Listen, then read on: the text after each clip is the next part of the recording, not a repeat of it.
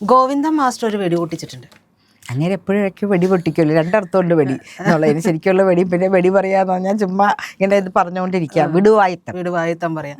അപ്പോൾ ഇത് വേണമെങ്കിൽ വിടുവായുത്തം എന്ന് വേണമെങ്കിൽ പറയാം. കാരണം അദ്ദേഹം പറഞ്ഞിരിക്കുന്നത് തദ്ദേശത്തിൽ പരാജയപ്പെട്ടത് ജനങ്ങൾ തെറ്റിദ്ധരിച്ചത് കൊണ്ടാണ്. അല്ലാതെ CPM-നെ തെറ്റിദ്ധരിച്ചു.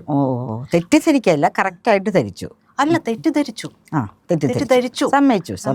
വിടുവായത്തം പറഞ്ഞതല്ലേ, ഇരിക്കട്ടെ.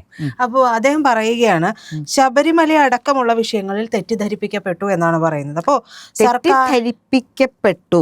ഇവർ ഭരിക്കുന്ന സർക്കാരിൽ ജനങ്ങളെ തെറ്റിദ്ധരിപ്പിക്കണമെങ്കിൽ ആരതിന് പിന്നിൽ പ്രവർത്തിച്ചു? അവർക്കല്ലേ മെജോറിറ്റി, അവരല്ലേ എല്ലാ തദ്ദേശ സ്വയംഭരണ സ്ഥാപനങ്ങളും അതുപോലെ മീഡിയയും ഒക്കെ അവരുടെ കൈവെള്ളയിൽ നിൽക്കുമ്പോൾ എങ്ങനെയാണ് തെറ്റിദ്ധരിപ്പിക്കപ്പെടുവാനായിട്ട് സാധിക്കുക? ജനങ്ങൾ കൃത്യമായി മനസ്സിലാക്കി. ഈ വരികൾക്കിടയിലൂടെ വായിക്കാനൊരു ഇത് ചിന്തയുണ്ട്. മോള് സംസാരിച്ചു വരുമ്പോൾ ഒരു കാര്യം പറയട്ടെ. ആഗോള അയ്യപ്പ സംഗമം എന്ന് പറഞ്ഞിട്ട് നമ്മൾ നടത്തിയല്ലോ. അപ്പം ഞാൻ ഇന്നലെ ഒരു മീഡിയയിൽ കണ്ടതാണ്, ഒരു സ്ത്രീ അതിൽ എഴുതിയിരിക്കുകയാണ്, സ്ത്രീകളെ കയറ്റണമെന്ന് ആയിരക്കണക്കിന് സ്ത്രീകൾ തയ്യാറായി നിൽക്കുന്നു ശബരിമലയിൽ കയറാനായിട്ട്.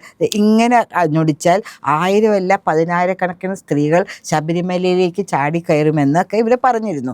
പക്ഷെ അവർ ഇങ്ങനെ ചൊടിച്ചിട്ടും മൈക്ക് വെച്ച് വിളംബരം ചെയ്തിട്ട് 2 പേരെയാണ് കിട്ടിയത്.